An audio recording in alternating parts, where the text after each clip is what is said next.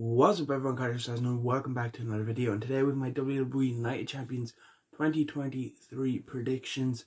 And I'm recording and uploading this before SmackDown just in case anything gets added. I won't have it included, but yeah, we do have 7 matches still to get through, so let's get on with it. And let's start with the person that's on my shirt, the man Becky Lynch. She's gonna challenge WWE Hall of Famer Trish Stratus here at Night of Champions in what should be a very good match. You know, Trish has looked good since her return. She looked good at Mania, and I feel like her and Becky can do some good stuff. In terms of predictions, this can go either way because there has been rumours going around since before WrestleMania that this match would happen at SummerSlam. And it's happening here in Night of Champions. So do they extend that out to SummerSlam and we get a bit of a series going? I'm not sure, because it does seem like apparently Trish Stratus is here for an extended run. But was that extended run, you know, Mania, the build to Mania and post Mania to now? Or does it go through to SummerSlam? I hope it does go through to SummerSlam, because I have been enjoying Trish's heel run and heel work that she has been doing lately. So yeah, I would like to see that. Which makes the predictions for this a bit hard to call, because if you go on paper, or like if you're going to lead to a rematch, surely you'd have Trish win here and Becky get her win back and the big win over the heel at SummerSlam. But I also feel like it would make a lot of sense for Becky to win here, because you have Money in the Bank. Chances are Becky is most likely going to be at Money in the Bank, whereas Trish, but she could be at Money in the Bank, but you know, it's not like guarantee or anything, which kind of makes you think maybe it would make sense for Becky to win here, Trish to cost Becky in Money in the Bank, because Becky has been talking about how she wants to win Money in the Bank in interviews. So you could, you know, Becky gets to win, Trish is angry, she costs Becky Money in the Bank, which leads to SummerSlam. You have Trish wanting to get her win back from Night of Champions, you have Becky wanting revenge for Money in the Bank. I feel like that makes more sense story-wise. Unless, you know, maybe Trish is in the Money in the Bank ladder match, and that, you know, we build for it that way.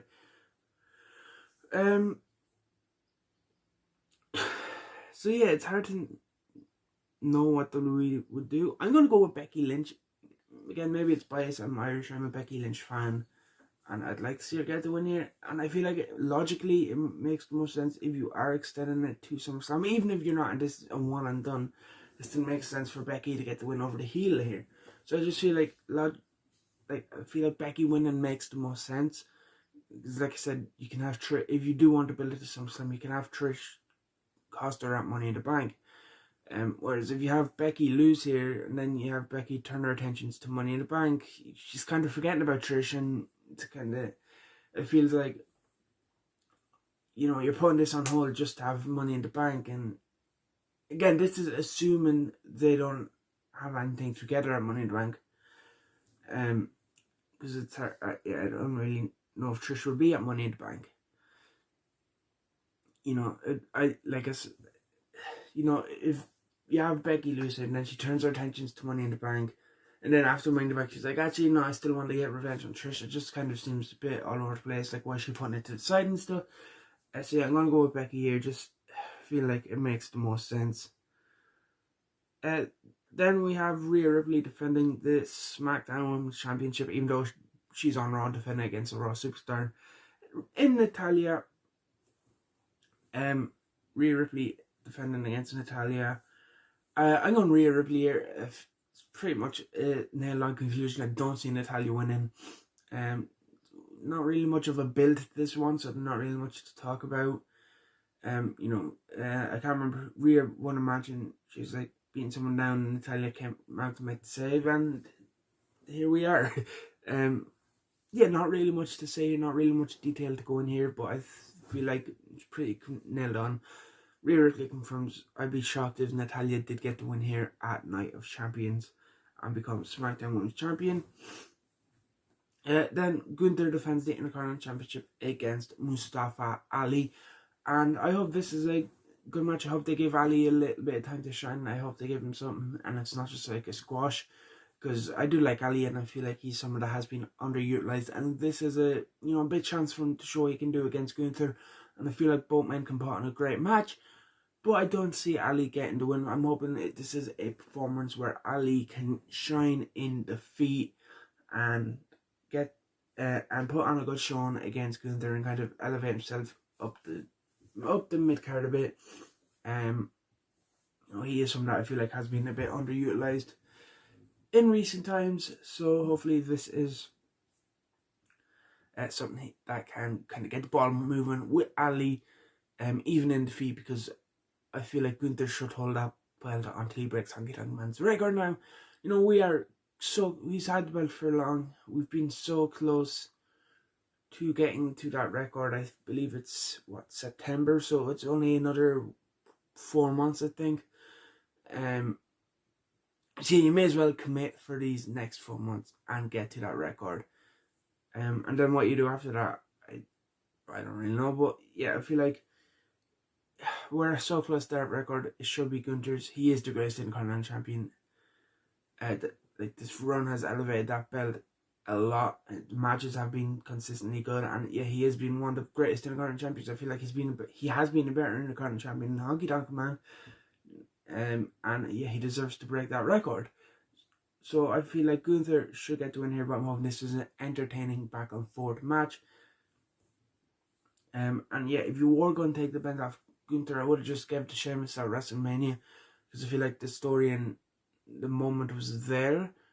Just giving it to Ali now, it doesn't really make too much sense. The only real build we've had was Ali won a Battle Royal to become number one contender, and he cut a bit of a promo that got interrupted by Brock Lesnar. See, they haven't really built Ali up to be like a credible challenger, in the sense that I could see Ali beating Gunther, but I'm still hoping it is a good, entertaining match, because both wrestlers are fantastic. And yeah, I'm hoping they get given time to go out and do their thing, and Ali can get to shine a bit. Then singles match for the Raw Women's Championship again, even though it's on SmackDown. Asuka challenges Bianca Belair in a WrestleMania rematch. And I went for Asuka at WrestleMania, I got it wrong. But I'm going to go with Asuka again. If they have Asuka lose twice, what is the point? Seriously. Just, like, I feel like it's not burying Asuka, but I feel like if she loses to Bianca twice, like, where do you go? You've already had her challenge, lost, comes back, turns heel, and kind of more heelish with the way she's been using the mist on Bianca in the build.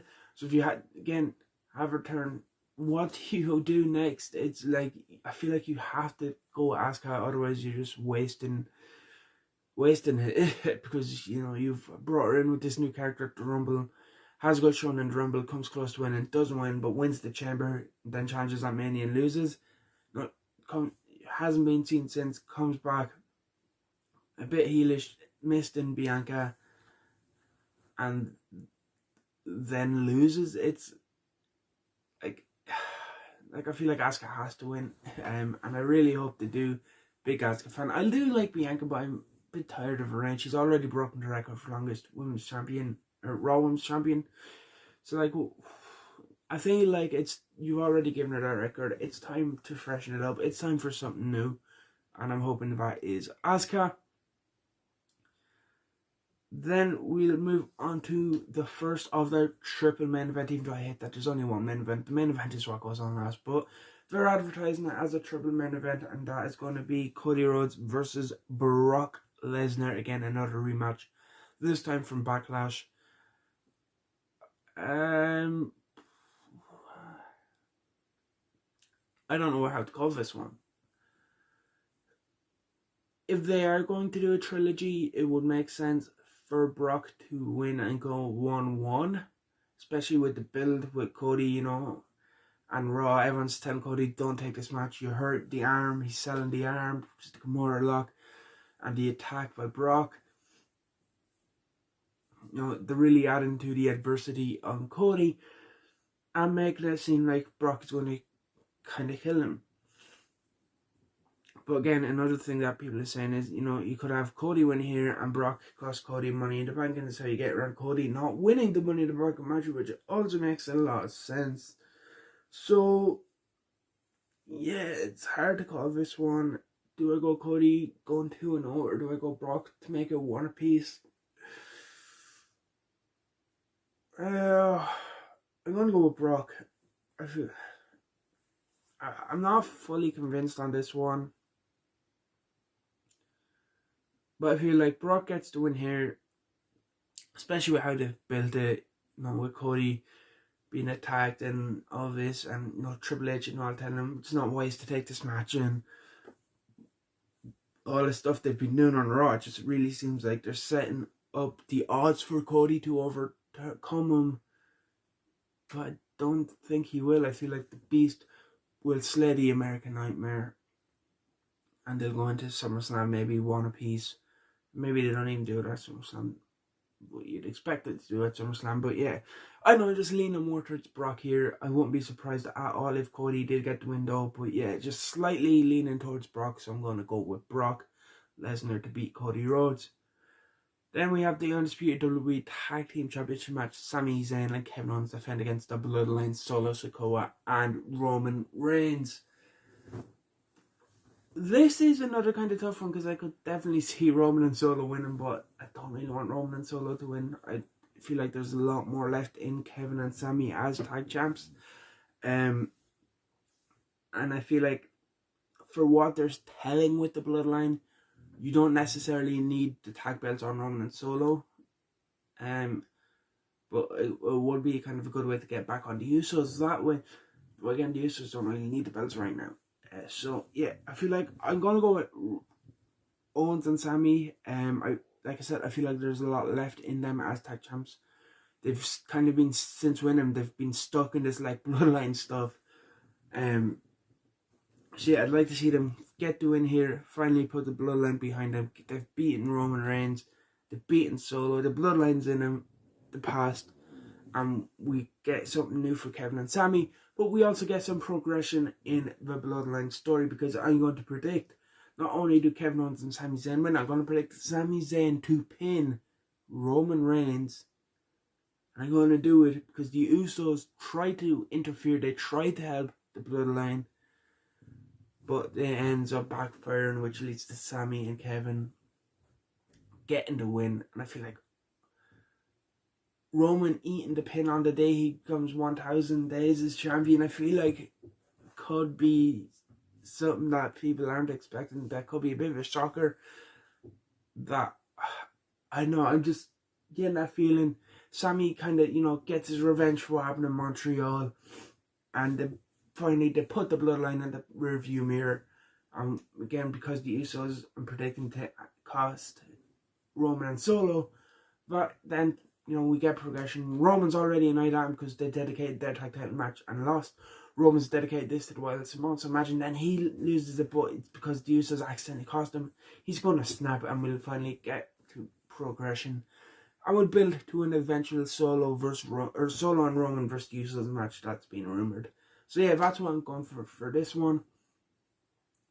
Then the match that I hope main events as in goes on last, because like I said, I'm not a big fan of the whole triple main event thing, is for the new WWE World Heavyweight Championship that I think it might be continuing the lineage of the 2002 belt that, you know, they had up until 2013 when they unified it and Randy Orton won it. I might be wrong about that, but I've just seen stuff saying that they are. So yeah. AJ Styles challenges Seth freaking Rollins to crown the first champion of this belt, but maybe same lineage, and like I said, I'm not 100% sure on that.